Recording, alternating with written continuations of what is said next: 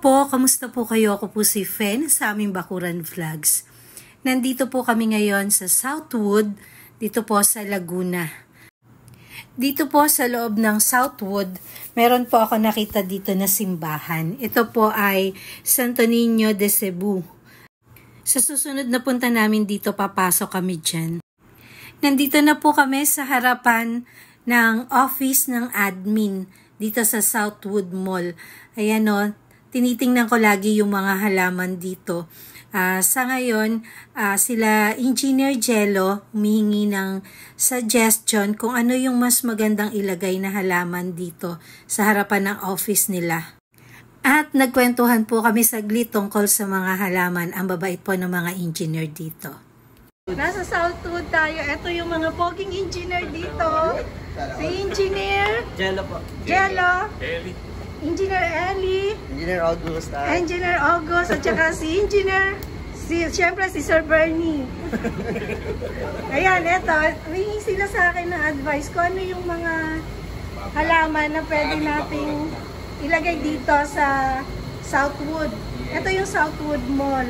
Ang problema po kasi namin is indoor po kasi natatakloban ng bubong yung aming plants. So, we are asking kung ano yung magandang ilagay natin na hindi masyadong, kahit di na masyadong nasisikatan ng araw. Apo, ang una dito, pwede naman itong mga photos dito. Pwede rin, mas isasuggest ko yung ibang klase ng photos, iba-iba, para may buhay. Hindi lang yung kulay green at saka yellow, sir. Bali yung aglonema po dito pwede, yung mga kulay red para may buhay, lalo ngayon mag-Christmas. Pwede po dyan. Aglonema. Ayun, maganda po yun para dito. Hindi, mura lang ngayon. Bibili mo na lang sila ng 50 pesos, ganyan. Ayos pala. Ayun, pwede kayo na rin na kontakin namin, ma'am. Halimbawa, hihingi kami ng budget kung sino yung pwede namin kunin na dito sa Laguna, baka meron ako makita, magtatanong-tanong ako, sir. Kasi maraming mga mga garden dito na nagbebenta ng ganito. Ayun. Sige po, ma'am. Ayan, pagbalik namin, i-update ko kayo dito. Siguro kulay red na to kasi Christmas na tayo babalik dati. December. Ayan. Nagkaroon ako ng isang video, tapos mag-follow daw sila, Sir Jello, dito sa akin. Ayan o. Pero ito, okay na rin to. Ito. Maganda lang, sir, magbe-blend kasi kapag may ibang kulay, hindi puro kulay green.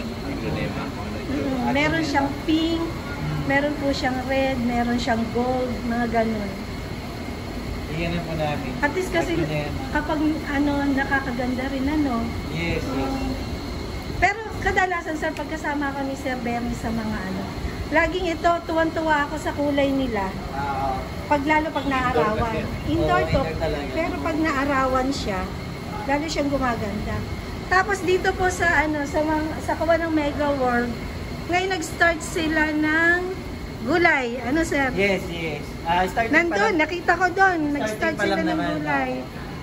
Pero sa Eastwood, meron ng start. Yes, actually, nakapag-start na po kami. Ngayon is parang bagong bagong tanim ulit. Kasi nakapag-harvest na eh. So, Pechay.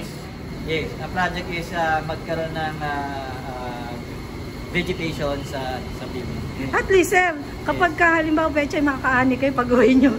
Panluto na, makatulong na rin sa sir, o kaya pinamimigay ba yun? Halimbawa, kamukha yung nasa Eastwood. Nakita ko kasi kay Bart Centeno, vlogger din yun, isang agriculturist. Inaano nila, nandun. Bali, paano ginagawa doon kung i-harvest? As of now, since maliit pa yung production, ang goal pa lang is vegetation, and then serve na lang muna sa mga employees for now. Medyo marami lang naman kasi yung production pa. Pag marami na, i-share sa mahirap siguro, sharing na po yun sa site. Ayan. Thank you, sir. Thank you po, ma'am. Karoon ako na isa pang content. Thank you po. Salamat. Thank you, sir. Thank you. Sige, sir. Shout out mo. Shoutout nga pala yung asawa ko, Dr. Maria Aloha Sares. Hello, I love Yan. you. Yes, I love you daw, ma'am. Bye-bye. Sige, Sige, sir. salamat, Thank you. Thank you. Yan, pauwi na kami ni Sir Bernie. Nag-inspect siya ng building dito sa Southwood. Ayan. Palabas kami.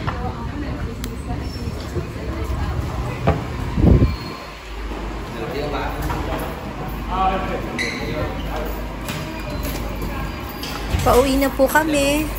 At dadaan lang po kami sa Dangwa bago tuluyang umuwi sa bahay. Ngayon lang po ako napunta dito sa Southwood. Ngayon lang ako nasama ni Sir Bernie. Pero kadalasan, nasasama niya ako doon sa McKinley, tsaka sa Eastwood, at tsaka sa may airport. Alam nyo ba na napakagaganda ng mga building ng pag-aari ng Mega World? Kaya lagi akong sumasama kay Sir Bernie. Lalo yung mga halaman nila dyan. Natutuwa ako, loob at labas. Ang gaganda lalo na doon sa may McKinley tsaka sa Eastwood. Ang gaganda ng mga halaman. At palabas na po kami. At ito po yung harapan ng Southwood Mall. Yan. Papasok lang kami sandali ni Sir Bernie dito sa loob ng Southwood Mall. At may bibilin daw kami. Yan, para malibot ko na rin kayo dito sa loob. Maraming mabibili dito sa loob ng mall. Kaya halika, maglibot muna tayo kahit sandali. Pero nagmamadali rin naman kami dahil dadaan pa rin naman kami kasi doon sa Dangwa. At bibili na rin po kami ng mga bulaklak.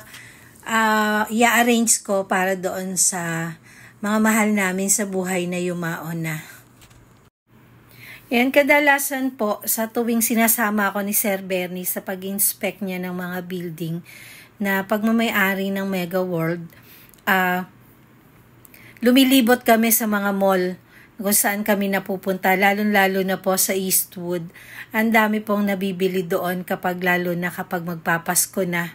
Ang daming mabibili at nag-sale po yung mga gustong-gusto ko mga gamit doon, gaya ng mga Corel at saka Pyrex.